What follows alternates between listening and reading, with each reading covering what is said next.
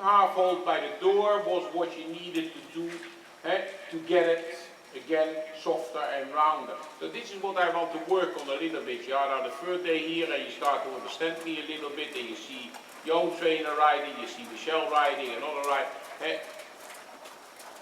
I always talk about to ride the horse from behind forwards into the rider. Hardly talk about the hands of the rider. Because I don't want that the rider pulls the hand and brings the, no, you ride him over the back. Little bit right leg. And now relax. And again a little bit right leg. Ah, that's it, that's it, that's it. That's it. Yeah. And so what I try to explain is that when the horse tries to get above the bit, that the impulsion what is given with the sit of the rider and the leg of the rider can justify the half hold that the rider have to make to get the horse back into position. That's enough. Yeah. That's enough. Not more than this. Yeah, drive. Yeah, good. Drive with your right leg. I will give him, yeah, I had done that already before. You wait till the moment that the horse walks off the rail. You know that she tries to do that. Then I, as a rider, will prepare myself and my horse long time before. Right, serve. Yeah, now a serve. That you go back to where the horse said. Now, when you now approach that part, I will put a lot of weight on my outside stirrup. I really will work very hard with my right leg. And work, and work, and work, and work. And it doesn't look nice because the rider was powerful in the inside leg, but she needed it. Otherwise, we start riding that no is an option. No is not an option. Yeah. So when I have to make my aid to solve that problem stronger, then we have to do that. Ah, thank you, ma'am. You see?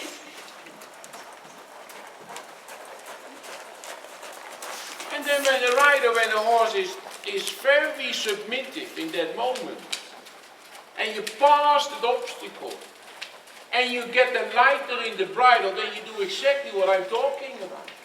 That we don't get too much into their face. Picking up and giving in belongs together. Well done. Yeah. And of that in that moment looks a little bit, yeah. And let's say now you have somebody who wants to criticize. Oh, the rider pulls the horse in his mouth. Did you hear that? Did you Carel told her to pull him in the mouth? No, I didn't say pull him in the mouth, but I said keep him together. And then you give in. So sometimes to be, in your opinion, maybe a little rude, and it is successful, that it has to be done. And who cares about the people who sit in the chair and criticize us? That's right. And now you prepare. You are ready to do what you have to do when it has to be done. Yeah. And yeah. Ah, goed zo. En go on. Ah, and goed zo. That's what we needed. But that's what you need, eh? Yeah, that's what you needed. To go towards your horse in a correct but demanding way stops misbehavior. Good so. That's why I said I don't care if people But then the horse starts to trust you because it understands when, it has to obey. when they can trust you, then you make it work. Yeah, good job. Good job. Sweet. So you see that when you are preparing, then the horse feels that you are not willing to let it happen so easy. This is what makes it on the end work, without to be violent, without to be rude. It's all here, between the ears. Yeah, exactly. Yeah. And she will still try, she's young. Yeah. It's like a small child. They steal a cookie and then the mother gets upset. And then you have to stop the child from taking your cookie. And sometimes you have to hit him on the fingers. Good job, you change lane. Whatever you want to do, make a circle. When you said I like a big circle, but not a tiny circle, not an, how you call it, what you did in the first day. in a nice long circle line change of rein, no issue at all. I mean, why not? Eh? That's a nice drop, by the way. Yeah. Good, excellent. Yeah. So again, a little bit back because we had a little bit the issue by the door, what you solved very well. You made your point, you got it done. Yeah, that way you said I have my horse round, and I have him in the frame, and I have an active horse, and the horse falls a little bit apart. Then the rider in that moment have to guard the mouth, what we call guarding. In reality meaning a little bit pressure on the mouth to keep the frame together. Du moment that we have it together, we have to get softer, we have to get softer in the contact. Yeah. And many people, they say, and I know that, I hear that, you wait till the horse gives in and then you give in. I can tell you that it ends up by 90% of the riders having heavy horses in the mouth. No, I give in when I feel the horse on the way to give to me what I was looking for. And then I get all my horses light in the bridle. Yeah. So I don't take more than I need. Yeah, that's it, not more tempo. Exactly. And when you feel that she gets a little bit over herself, a little bit too fast, then ask yourself one question, maybe I sit too far forward, and I sit too much on, almost in front of the shoulder, and when that is the case, then my horse has no choice. He has to go faster in the front leg, otherwise he falls on the face. So bring your upper body back. Very good. Yeah. And it also is what I try to explain. You don't need to rein to stop a horse. You need, as a rider, to be able to balance yourself above balance point of a horse. And then 9 of 10 horses don't run. Very good. Big serve. Yeah. And think, how do I use my rein? How do I work with my hands? And it means, again, back to the beginning of the story, you don't take more than you need to keep the horse in that position, and the opposite, you start breathing in your hand, you start giving a little bit, and then you see my horse stays there. Then I only need maybe a pound in my hand, or half an ounce or an ounce to keep my horse there. With the support of my driving aids.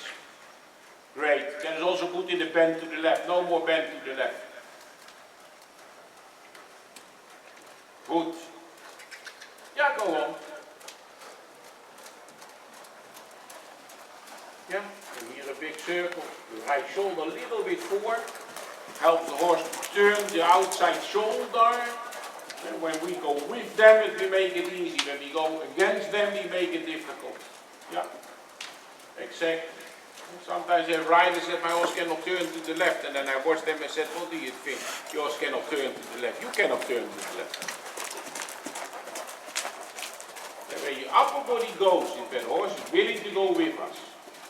Yeah. Je rijdt zo goed, zo. Je rijdt zo. Huh? Yeah.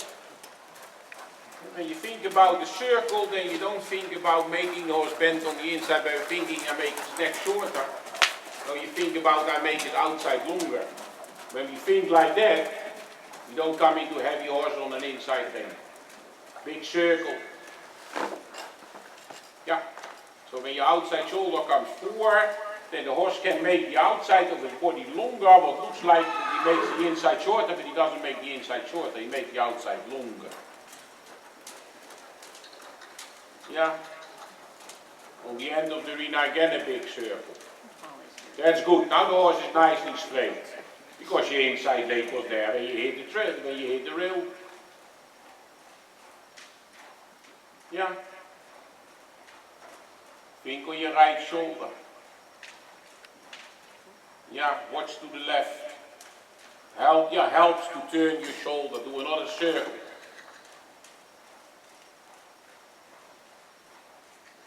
One more circle, then you can take a break. I hear you breathing. You're close to the break. One more circle. Good so. And then walk. That we can finish. And it doesn't have to be super. It has to be okay.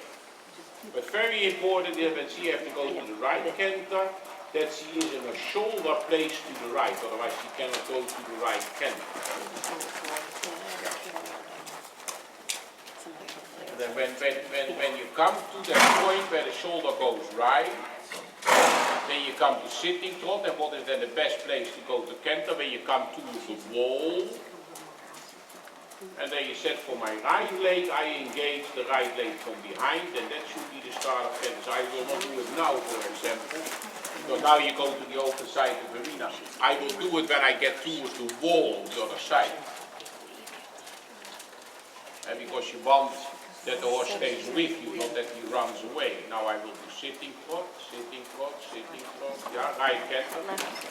Yeah. He was on the first 8, he was in the canter, and then you missed the start. Yeah, stay on the circle. Good so. Yeah. And now back to the trot. And now you want to get very quiet, slow.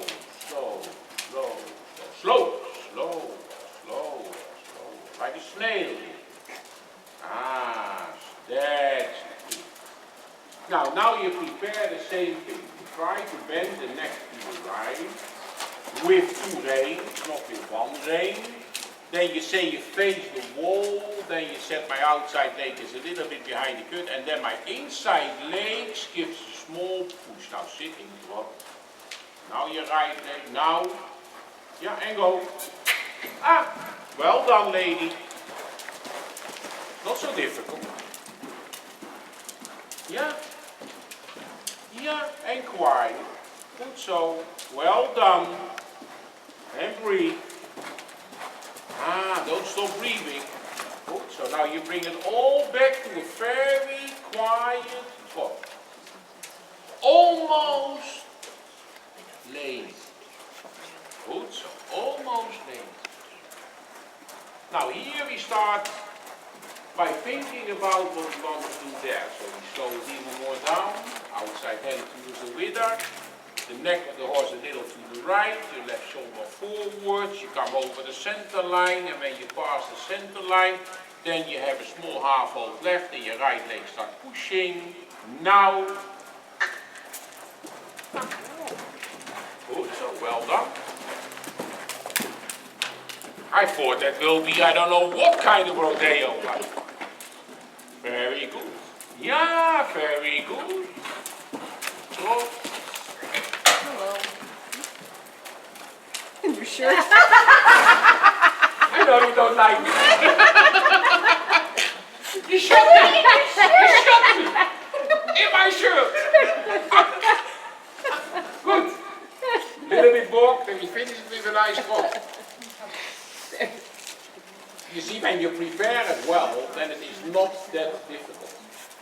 And she's not so that you said, big. Yeah, okay, young horse canter. Yeah. That's fine. That will, for sure, for later, but you know, first you have to fix that she